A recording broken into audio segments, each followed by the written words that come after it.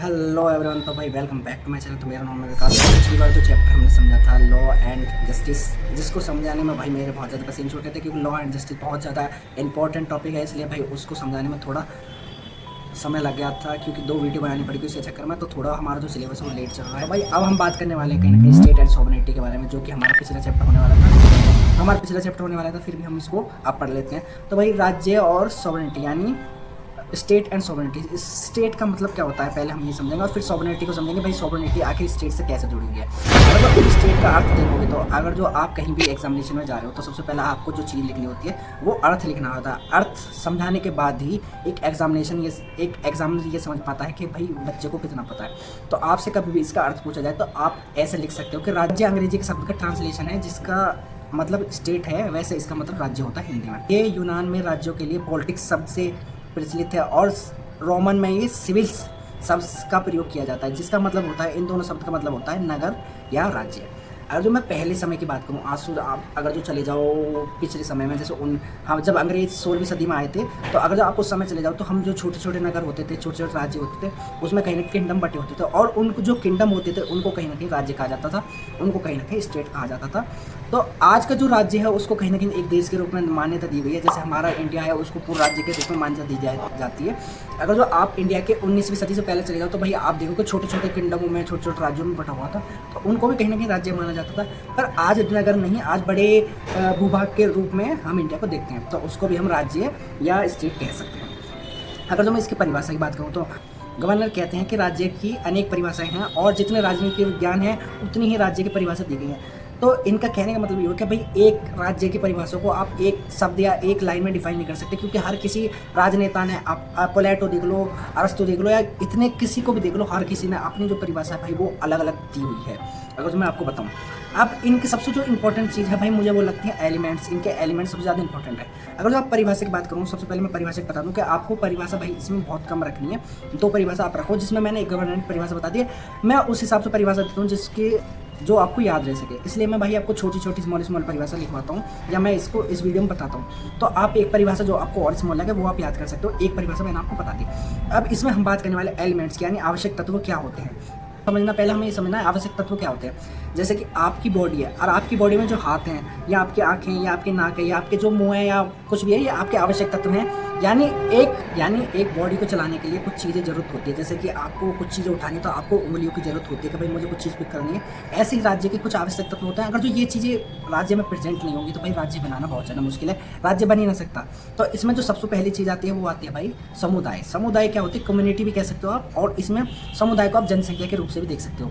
अगर जो एक देश है उसमें अगर जो जनसंख्या ही नहीं है, उसमें लोग ही नहीं है, रहने वाले नहीं है, तो भाई एक राज्य बनेगा कैसे? सबसे इंपॉर्टेंट जो चीज़ है, अगर जो मैं कहूँ मनुष्य के जीवन में सबसे ज़्यादा इंपॉर्टेंट चीज़ क्या है, तो हर कोई अपना अपना ओपिनियन दे देगा, पर मनुष्य के जीवन में सबसे ज़्यादा इंपॉर्टेंट है भाई पानी, खाना। अगर जो पानी और खाना ही ना है तो मनुष्य एक समय बाद अपनी जीवन लीला समाप्त कर देगा।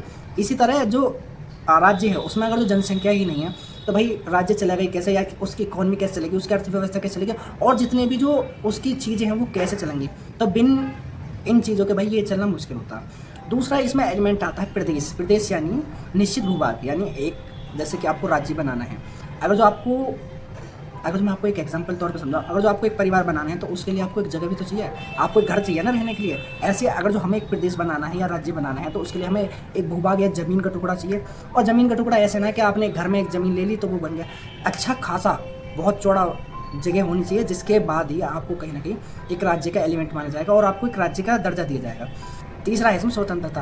अब किसी का अधिकार ना हो आपके ऊपर। तो आपको इंडिया के स्वरूप में इसको समझाने का प्रयास करता हूँ। जैसे कि इंडिया 1947 से पहले अंग्रेजों के गुलाम था, तो इंडिया की जो इकोनॉमी थी या उनका जो विदेश नीति थी या कुछ भी नीति थी वो सब कंट्रोल करते थे कहीं ना कहीं अंग्रेज। अगर जो आज अंग्रेज होते या आज भी हमारी नीति को कंट्रोल कर रहे होते तो हम स्वतंत्रता कैसे होते, यानी फ्रीडम कैसे पाते हम, अगर जो आज भी वो हमें कंट्रोल कर रहे होते। आज हमारा संविधान अलग है, हर चीज़ हमारी अलग है, हम फ्री हैं कुछ भी करने के लिए, हम किसी भी देश का सपोर्ट कर सकते हैं। जैसे हमने फिलिस्तीन और इजराइल में, हमें इजराइल का सपोर्ट करना चाहिए, हमने हमारे देश के प्रधानमंत्री ने इजराइल का सपोर्ट किया, तो हम फ्री हैं इसलिए तो हम सपोर्ट कर पा रहे हैं। जिसको हमारा मन करेगा भाई हम उसको सपोर्ट करेंगे, जो हमें अच्छा लगेगा हम उसको सपोर्ट करेंगे। तो ऐसे ही होता है कि भाई स्वतंत्रता यही होती है। तीसरी चीज़ ये होती है।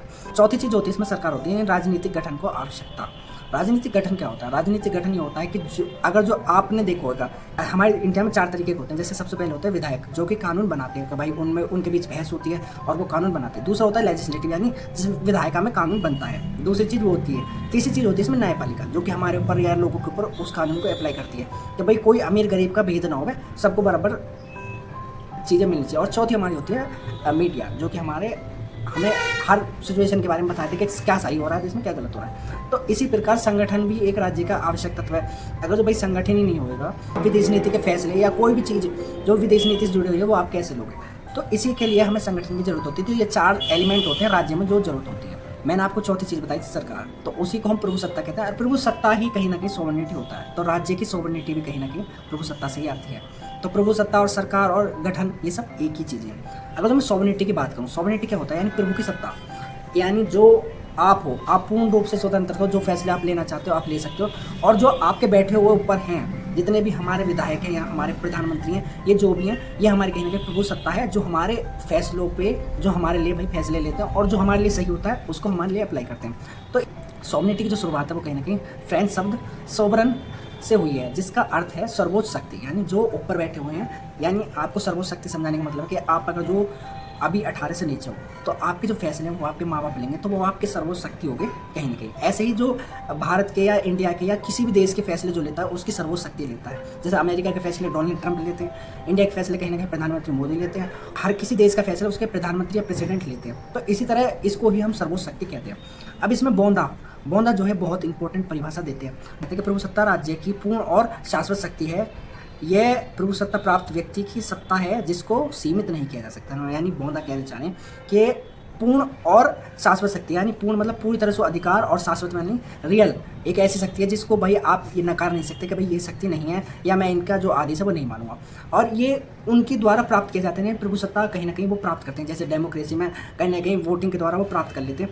और ये जो शक्ति कहीं ना कहीं सीमित असीमित होती है, यानी अनलिमिटेड होती है, और इसको कोई सीमित नहीं कर सकता। तो इनका कहने का मतलब ये है। बोंदा की भाई बहुत इंपॉर्टेंट डेफिनेशन है, जिसको आपको भाई याद कर लेना चाहिए मेरे हिसाब से, क्योंकि यू बहुत ज़्यादा इंपॉर्टेंट है। और हर 100% अगर जो सॉवरेनिटी के ऊपर क्वेश्चन आता है तो यू है डेफिनेशन आपको लिख के आनी चाहिए मेरे हिसाब से। अब ऑस्टिन का प्रभु सत्ता संबंधी सिद्धांत है। ऑस्टिन अपनी परिभाषा में प्रभु सत्ता के ऊपर एक जो सिद्धांत वो देते हैं। तो ऑस्टिन के अनुसार यदि कोई व्यक्ति, वरिष्ठ व्यक्ति, जो किसी दूसरे समान वरिष्ठ व्यक्ति की आज्ञा का पालन करने का आदी ना हो और समाज के ज़्यादातर लोग उसके आज्ञा का पालन करते हों, तो ऐसे वरिष्ठ व्यक्ति का उस समाज का प्रभुधारी होगा और वह समाज की राजनीतिक और स्वतंत्र समाज कहलाएगा। यानी ऑस्टिन का कहने का मतलब है कि जैसे एक वरिष्ठ व्यक्ति दूसरे वरिष्ठ व्यक्ति की सलाह ना मानता है और हर कोई उसकी सलाह मान लेता है, पर वो उसकी कहीं ना कहीं जो आज्ञा है उसको नहीं मानता है, तो जो भी लोग उसके आज्ञा मानते हैं तो वो कहीं ना कहीं उनका जो है प्रभुधारी होगा और वो स्वतंत्र और राजनीतिक फैसले समाज में ले सकता है। तो उनका कहने का मतलब ये है। तो उन्होंने 3 जो विशेषताएं इसमें बताई हैं।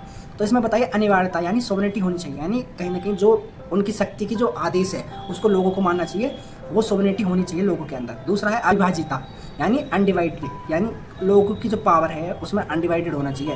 प्रभु सत्ता की जो पावर है वो अनडिवाइडेड होनी चाहिए। ऑस्टिन कहते हैं कि जो पावर है प्रभु सत्ता की वो कहीं ना कहीं अनडिवाइडेड होनी चाहिए और ये डिवाइडेड बिल्कुल नहीं होनी चाहिए। पर यूँ कहीं ना कहीं जो डेमोक्रेसी है हमारी उसमें कहीं ना कहीं ये चीज़ें गलत दिखाई देती है, क्योंकि डेमोक्रेसी में जैसे पावर डिस्ट्रीब्यूट होती हैं। जैसे कि आप अभी हमारे भारत में देखोगे तो कुछ पावर हमारे प्रेसिडेंट के पास है, कुछ पावर हमारे प्रधानमंत्री के पास है, और कुछ पावर हमारे स्टेट के पास है, और कुछ पावर हमारे जुडिशरी के पास है।